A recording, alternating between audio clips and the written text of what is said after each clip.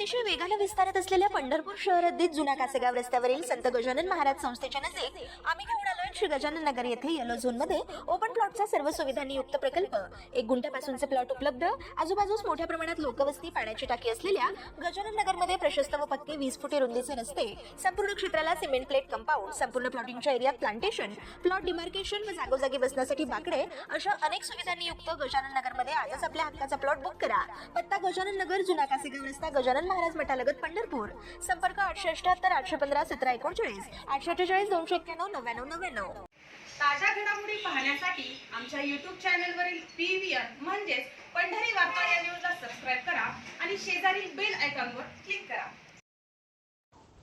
माढा विधानसभा मतदारसंघातील माहितीच्या उमेदवार ॲडव्होकेट मीनल साठे यांनी या मतदारसंघात गावभेट दौऱ्याच्या माध्यमातून आपल्या उमेदवारीला मागील भूमिका मांडतानाच माढा मतदारसंघातील वर्ष प्रलंबित असलेले प्रश्न, साखर कारखानदारी भोवती केंद्रित झालेले राजकारण आणि त्यामुळे अनेक मूलभूत समस्यांकडे होत आलेले दुर्लक्ष याकडे जनतेचं लक्ष वेधतानाच आज महिला प्रत्येक क्षेत्रात आपलं कर्तृत्व सिद्ध करत असतानाही आणि मतदारांमध्ये 50% महिलांची संख्या असतानाही महिलांना प्रतिनिधित्व विधानसभेत करण्यासाठी फारशी संधी मिळत नाही। सोलापूर जिल्ह्यात 11 विधानसभा मतदारसंघ आहेत, परंतु मी माढा मतदारसंघातून एकमेव महिला उमेदवार म्हणून विधानसभेच्या निवडणुकीत उतरली आहे, असं सांगत ॲडव्होकेट मीनल साठे यांनी मतदारांना साथ घालताना त्या दिसून येत आहेत। माढा शहराच्या नगराध्यक्षा म्हणून जे विजन घेऊन काम केलं आणि माढ्याचा कायापालट करण्यात महत्त्वपूर्ण भूमिका बजावली, त्याच पद्धतीनं या माढा मतदारसंघाचा विकास करण्याचा मनोदय त्या व्यक्ती करतायत। आज पंढरपूर तालुक्यातील बिटरगाव, सुस्ते, अजनसोंड, देगाव, शेगाव, दुमाला आदी गावात प्रचार बैठकांच्या माध्यमातून त्या मतदारांशी संवाद साधताना दिसून आल्या। आपल्या अभ्यासपूर्ण भाषणातून त्यांनी या भागातील प्रश्न, जनतेच्या अपेक्षा मांडतानाच या भागातील प्रश्न सोडवण्यासाठी निश्चित प्रामाणिक प्रयत्न करण्याची ग्वाही दिली आहे। संघाची अधिकृत उमेदवार म्हणून माननीय एकनाथ शिंदे साहेब, त्याचबरोबर माननीय देवेंद्र फडणवीस साहेब, माननीय अजितदादा यांनी मला उमेदवारी दिली। खरंच आज लाडक्या बहिणीचा खूप मोठा सन्मान महायुतीने केलेला आहे आणि आज सर्वच लोक, गावातील लोक मान्य करतायत की ताई येणार, कारण त्यांना माहिती आहे लाडकी बहीण योजना कुठल्याही योजनेपेक्षा एकदम प्रभावशाली ठरलेली ही योजना आणि महिलांचं प्रचंड पाठबळ मला मिळाले आहे आणि त्यात महिला उमेदवार असल्यामुळे चांगल्या मताधिक्याने आपण निवडून येणार आहे असा विश्वास तर मला आजनसोडमध्ये आल्यानंतर आता जास्त वाटायला लागला। आज आजनसोडमध्ये उपस्थित असलेले माननीय धनाजी मोरे, माननीय युवराज मोरे, माननीय उत्तम डुबल, त्याचबरोबर उपस्थित असलेले माननीय चंकू घाडगे, माननीय देवदास शिरगिरे, उपस्थित असलेले माननीय मोहन डुबल, माननीय विशाल घाडगे, माननीय हनुमान डुबल, माननीय गणेश घाडगे, माननीय सौरभ आहिरे, उपस्थित असलेले आमचे कारखान्याचे व्हाईस चेअरमन सुधीर काका, कारखान्याचे सर्व संचालक मंडळ, उपस्थित असलेले महायुतीतील सर्व घटक पक्षाचे अध्यक्ष, पदाधिकारी आणि माझ्या बंधू आणि भगिनींनो, आज गेली 6 महिने झालं मी प्रत्येक मतदारसंघामध्ये 140-138 गावांपर्यंत जाऊन पोहोचलेली आहे। तशी माझी इलेक्शनची तयारी 2019 पासूनच चालू होती, पण माढा मतदारसंघातील 70-80 गावांपर्यंत आम्ही आमचं कामाचा आढावा त्या ठिकाणी पोहोचत होतो। गेली 6-7 वर्ष नगरपंचायतच्या माध्यमातून अनेक योजना मी शासनाच्या लोकांपर्यंत पोहोचवलेल्या आहेत। गेल्या वेळेस अजनसोडमध्ये आल्यानंतर एवढे सर्व ग्रामस्थ त्यावेळेस उपस्थित नव्हते। जनसंवाद यात्रेनिमित्त मी इथे आले होते आणि सर्वांशी संवाद साधला, पण मी ह्या योजनेचा आवर्जून तुम्हाला सांगते की गेली 7 वर्षाचा माझ्याकडे एक चांगला कामाचा अनुभव माझ्या जोडीला आहे। सहकार मंत्री गणपतराव साठेंची नातसून असताना सुद्धा स्वतः काम केल्याने मी काय काम केलं आहे आणि पुढे काय काम करणार आहे हे ठामपणे तुमच्यासमोर सांगू शकते। नगरपालिकेच्या माध्यमातून लोकांच्या पायाभूत सुविधा, रस्ते, पाणी, लाईट, संपूर्ण माढा शहराचा सार्वजनिक विकास करण्यासाठी आम्ही काम केलेलं आहे। त्याचबरोबर घरकुल योजना, रमाई घरकुल योजना, पंतप्रधान आवास योजना ज्या महायुतीच्या काळामध्ये चांगल्या राबवल्या गेलेल्या आहेत। पंतप्रधान नरेंद्र मोदींनी ह्या घरकुल योजनेकडे आवर्जून जास्त लक्ष दिलेलं आहे, कारण प्रत्येकाला स्वतःचं घर असावं हे प्रत्येकाचं स्वप्न असतं आणि ते स्वप्न पूर्ण करण्यासाठी आपल्या पंतप्रधानांनी ह्यासाठी जास्त ह्या योजनांकडे भर दिलेला आहे आणि ह्याच योजना आम्ही तळागाळातल्या लोकांपर्यंत पोहोचवण्यासाठी प्रयत्न केला। 1000 घरकुलांचे माढा शहरामध्ये बांधून तयार आहे। माढा मतदारसंघामधील अशा अनेक योजना आम्हाला म्हणजे जसं माढा नगरपंचायतमध्ये आपण ह्या योजना राबवलेल्या आहेत। मंदिर सुशोभीकरण, स्मशानभूमी डेव्हलपमेंट असेल, महिलांसाठी सक्षमीकरण, महिला उद्योगासाठी आम्ही भर देत आहोत. फक्त हे माढा शहरापुरतं आपण मर्यादित न राहता हे काम आपलं माढा मतदारसंघापर्यंत पोहोचवलं पाहिजे आणि माढ्याच्या विकासाचा पॅटर्न घेऊन आम्ही तुमच्या समोर आलेला आहे. कारण स्वतः काही काम केलं असेल तर नाही, तुम्हाला एक विश्वास बसू शकतो की ताईला ह्या कामाचा अनुभव आहे. नगराध्यक्ष होते, जिल्हा नियोजन समितीवर मी सदस्य म्हणून काम केलेलं आहे. कुठला निधी कुठून आणायचा, लोकांपर्यंत कसा पोहोचवायचा, त्याचा पूर्ण अभ्यास करून मी पूर्ण तयारी करूनच ह्या इलेक्शनला उतरलेले आहे.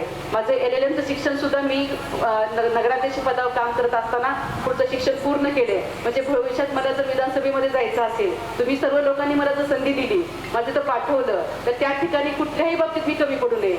मला स्वतःचं काम आणि माझं स्वतःच्या मतदारसंघाची समस्या आणि उद्या कायद्याचं पूर्ण शिक्षण असल्यामुळे कुठलाही कायदा मंजूर करताना आपल्याला त्याची समज असली पाहिजे, त्याचा अभ्यास असला पाहिजे. ह्या उद्देशाने मी लॉची डिग्री पूर्ण केलेली आहे. आता PhD सुद्धा मी पूर्ण करणार आहे. म्हणजे पूर्ण शिक्षण घेऊन राजकारणात जर आपल्याला शिकलेल्या महिला आल्या किंवा राजकारणात जर शिकलेली माणसं आले, सुशिक्षित लोक आले, तर निश्चितच जनतेचे प्रश्न सुटू शकते. कारण हे मी म्हणत नाही, पहिल्यापासून महापुरुषांनी एकच सांगितलेलं आहे, समाजावरचं परिवर्तन करायचं असेल, समाजामध्ये चांगल्या गोष्टी घडवायच्या असेल तर शिक्षण खूप महत्त्वाचं आहे. त्यामुळे महिला शिक्षणाचं चळवळ महात्मा फुलेंनी सुरू केली आणि त्याच्या चळवळीमुळे खरं तर आज आम्ही सर्वजण उभा आहोत. आता 50% आरक्षण असल्यामुळे स्थानिक स्वराज्य संस्थांमध्ये आम्हाला काम करायची संधी मिळाली. भविष्यामध्ये हे आरक्षण 33% जाणार आहे.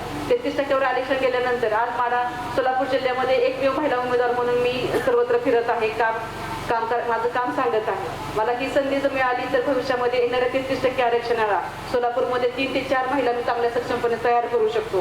कारण महिलांचं काम हे चिकाटीचं असतं, महिलांचं कामामध्ये सातत्य असतं. नगरपंचायतच्या कामामध्ये मला हाच अनुभव आला की स्वतः काम करत असल्यामुळे माझ्याशी अनेक महिला तिथं जोडल्या गेल्या आणि ह्या सर्व योजना महिलांनी माझ्याकडून राबवून घेतल्या.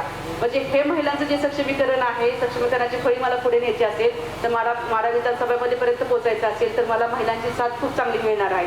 त्यातली शासनाच्या अनेक योजना राबवलेल्या आहेत. महिलांसाठी माझी लाडकी बहीण योजना कालपर्यंत 1500 रुपये होते, कालच मुख्यमंत्र्यांनी 21 रुपये म्हणून जाहीर केलेलं आहे. प्रत्येक कुटुंबामध्ये 2 ते 3 सदस्य महिला आहेत. कमीत कमी 5 ते 7 हजार रुपये तरी आपल्या कुटुंबामध्ये येत आहेत आणि ह्याचा खूप चांगला हातभार कुटुंबाला लागतो. आपला किराणा माल तरी त्या पैशातून साधारणपणे भागतोय. 3 सिलेंडर मोफत दिलेले आहेत. महिलांना, मुलींना शिक्षण मोफत केलेलं आहे. शेतकऱ्यांचं लाईट बिल मोफत केलेलं आहे. म्हणजे मुलींना आणि महिलांना 50% मोफत एसटीचा प्रवास केलेला आहे. 75 वर्षाच्या महिलांना मोफत प्रवास केलेला आहे. अशा शासनाच्या अनेक योजना आहेत. तर शासन अनेक योजना आणतं, परंतु लोकांपर्यंत त्या योजना पोहोचत नाहीयेत. परंतु ह्या योजना पोहोचवण्याचं काम आम्ही करणार आहोत. म्हणजे विधानसभेमध्ये जर आपल्याला अनेक योजना जर मंजूर झाल्या असतील तर ते लोकांपर्यंत पोहोचवण्यासाठी लोकप्रतिनिधी जर सक्षम असेल, त्याला लोकांच्या कामाची तळमळ असेल तर निश्चित ह्या योजना लोकांपर्यंत पोहोचू शकतात. त्याचा अनुभव मी स्वतः नगरपंचायतच्या कामामधून घेतलेला आहे. गेले 7 वर्ष नगरपालिकेचं काम केल्यामुळे काम आणि प्रशासन काय असतं, प्रशासनाचा कसा आपली जबर बसवली पाहिजे आणि निधी कुठून आणला पाहिजे, लोकांपर्यंत कसा पोहोचवला पाहिजे याचा पूर्ण अभ्यास केलेला आहे. त्यामुळे ह्या येणाऱ्या विधानसभेला मला असं वाटतं की सोलापूर जिल्ह्यामध्ये मी एकमेव महिला उमेदवार आहे. अजून 2 महिला उमेदवार आहेत पण त्या अपक्ष लढत आहेत. मला स्वतः पक्षाचं पाठबळ आहे. महायुतीने माझं, माननीय अजितदादांनी माझं स्वतःचं काम बघून मला तिकीट दिलेलं आहे आणि ह्या कामाच्या जोरावर आजपर्यंत मी केलेलं आहे. त्यापुढे पण मला करायचं आहे. फक्त तुमच्याकडे एक संधी मागत आहे. म्हणजे माझ्या रूपाने विधानसभेमध्ये तुमच्या घरातली एक मुलगी, तुमच्या घरातली एक बहीण म्हणूनच काम करायला जाणार आहे. कारण प्रत्येक कुटुंबाशी महिलांचं नातं एकदम जवळीक असतं. आज माढा मतदारसंघामध्ये 138 गावं आहे. ते प्रत्येक 38 गावं म्हणजे मी माझी गावं आहेत असं समजते आणि त्या गावातील प्रत्येक सदस्य म्हणजे माझ्या कुटुंबाचा सदस्य आहे म्हणून समजते. त्यामुळे त्या सदस्यांच्या प्रश्नाचे निवारण करणे, त्यांच्या अडचणी सोडवणे हे माझं प्राथमिक कर्तव्य आहे.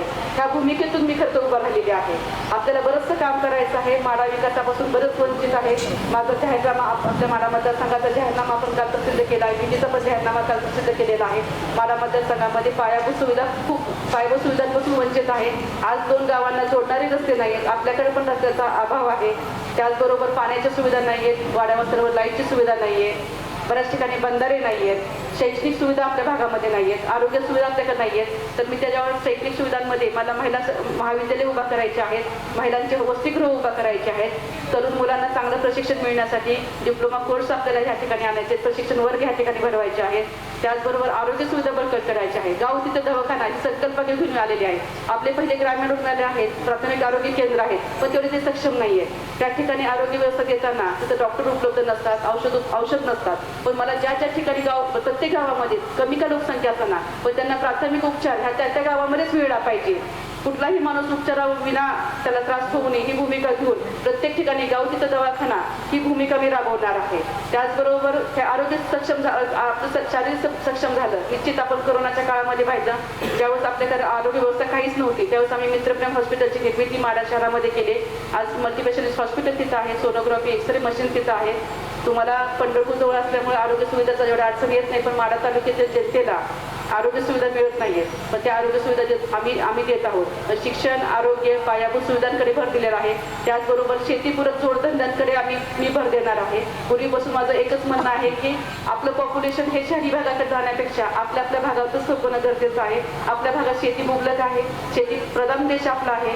शेतीमध्ये आपण जर जोडधंदे तयार केले, आपल्या तरुणांना जोडधंदे दिले शेतीपूरक, तर निश्चित आपले तरुण हे आपल्या ग्रामीण भागातच राहू शकतील. आपल्या ग्रामीण भागाचा विकास होऊ शकेल. त्याचबरोबर फूड प्रोसेसिंग युनिट आपल्याला महिलांना उभा करून द्यायचं आहे. महिला उद्योगांवर मी भर देणार आहे. महिला सक्षमीकरणाकडे आम्ही भर देणार आहोत. महिलांच्या आरोग्याकडे आम्ही भर देणार आहोत. म्हणजे संपूर्ण हे जाहीरनाम्यामध्ये मी प्रसिद्ध केलेलं आहे. आणि हा जाहीरनामा नाही तर माझा वचननामा आहे, कारण मला ही सर्व कामं तुमच्या करून दाखवायची आहेत. आजपर्यंत नगरपालिकेला जे काही मी जाहीरनाम्यामध्ये सांगितलं होतं त्याच्या 90% कामांची पूर्तता नगरपालिकेच्या माध्यमातून माडा शहरवासियांना केलेली आहे. तसंच आज माडा मतदारसंघामध्ये हा जो जाहीरनामा मी काल प्रसिद्ध केलेला आहे त्या जाहीरनाम्यातून जे काही तुम्हाला सांगितलेलं आहे त्या सर्व कामांची पूर्तता मी येणाऱ्या पुढच्या 5 वर्षामध्ये करणार आहे. एक विकासाचं नवीन विजन घेऊन तुमच्यापर्यंत आलेले आहे. त्यामुळे आज युती सरकारने त्यांची जबाबदारी बहिणीच्या बाबतीत दाखवून दिली आहे. त्यांनी लाडकी बहीण योजना चालवली, महिलांना पैसे दिले, मला उमेदवारी दिली. आज आपल्या सर्वांची जबाबदारी आहे की हा युती सरकारने जी योजना चालवली आहे ती सक्षमपणे एका बहिणीला तुम्ही विधानसभेत पाठवलं पाहिजे. एक नवीन चेहरा तुम्हाला संधी मागत आहे. आजपर्यंत सर्व पुरुष मतदारसंघात उभं राहिलेले पहिल्यांदाच असं होणार आहे की माड्याच्या इतिहासामध्ये एक महिला उमेदवार एकदम ताकदीने लढते. मी लढते म्हणजे तुमच्या विश्वासावर लढते. मला एक विश्वास आहे की तुम्ही सर्व भाऊ माझ्या पाठीशी भक्कमपणे उभं राहणार आहात. कारण एक बहीण जर पुढे जात असेल तर भाऊ निश्चित त्याच्या पाठीशी उभा राहतो. आजपर्यंतचा अनुभव आहे. त्याच्यामुळे तुम्ही सर्वजण माझ्या पाठीशी जर उभं राहिला, सक्षमपणे उभा राहिला, माझ्या बहिणी तर मला मतदान करणारच आहे. जवळपास 3.5 लाखापैकी 1,60,000 मतदान महिला भगिनींचं आहे. त्यांचं मतदान हे 100% मला होणार आहे. पण त्याचबरोबर बहिणींबरोबर मला भावांचं पण मतदानाची आज गरज आहे. तुम्ही ह्या बहिणीला सक्षमपणे विधानसभेमध्ये पाठवा, त्याकडे हक्काने कामं करून घ्या. एक 10 दिवस मला सहकार्य करा. आपला प्रचार सर्वजण, आपल्या बहिणीचा प्रचार सर्वजण मिळून करा. गावागावामध्ये आपल्याला पोहोचवा, आपल्या भूमिका त्यांपर्यंत पोहोचवा.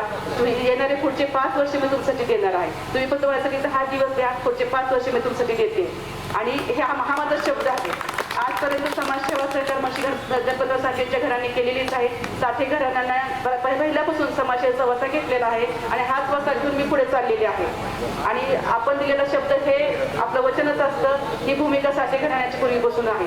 त्यामुळे एक सक्षम उमेदवार, एक तुमच्या घरातली माझ्या रूपाने मुलगी, एक बहीण म्हणून विधानसभेत जाणार आहे. त्यामुळे ह्या उमेदवारीचा एक वेगळ्या पद्धतीने विचार करावा. माड्याचा इतिहास जर घडवायचा असेल तर इतिहास घडवण्याची संधी ही तुमच्या लोकांच्या हातामध्ये आहे. आजपर्यंत तुम्हाला भविष्यात जर इतिहासामध्ये ही गोष्ट लिहिली गेली की एक माड्यामध्ये पहिली महिला आमदार झाली तर त्याचे तुम्ही साक्षीदार होणार आहात, त्याचे तुम्ही मतदार होणार आहात. त्यामुळे प्रत्येकाने हे मतदान आपल्या लाडक्या बहिणीला द्यावं असं मी विनंती करते. येणाऱ्या 20 तारखेला घड्याळ्या चिन्हासमोर बटन दाबून मला प्रचंड बहुमताने निवडून द्यावं आणि तुमच्या काम करण्याची मला संधी द्यावी. मी 5पणे अविरतपणे तुमची सेवा करेन असं मी आज मारुतीच्या मंदिरासमोर तुम्हाला वचन देते आणि थांबते. धन्यवाद.